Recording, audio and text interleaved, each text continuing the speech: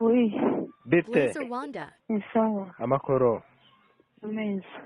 urimo neza Mm. nari nkukumbuye cyane tu ale Oui. uraryamye Wapi? uri gukora iki Ntacyo.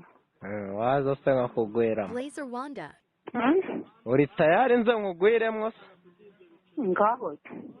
harya ngo nangahe Eh? agaturo nangahe ngo magere Bibiri. ni bibiri ase sheri nawe wagiye ureka kuko kubona amafaranga yabuze ubu ngubu ntago icyatanu wajya urwaza ku muntu uburiye Nari ngangwine ni uragura n'akantu. ndagora n'akantu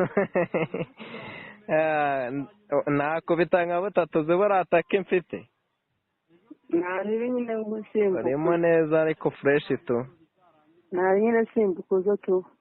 ufite se kondomu Umuntu arazigura cyangwa nawe uzigura uzizane. nzizane ko hano hantu ndi se natazibona ubwo ngubwo aho muri karitsiye zaboneka se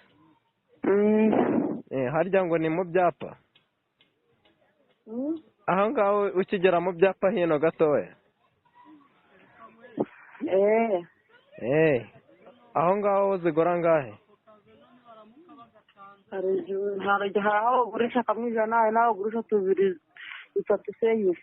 dutatu sekisi utwiza ariko ni utwo ngutwo twa dutatu sekisi